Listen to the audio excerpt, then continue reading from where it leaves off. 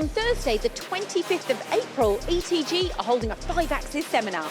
So if your team want to find out how easy it is to transition from a 3 to a 5-axis machine,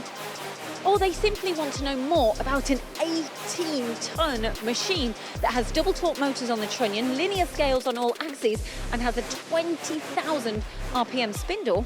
then all you need to do is simply turn up from 9:30 at ETG's headquarters in Wellesbourne, and I think there's a little breakfast in it for you too.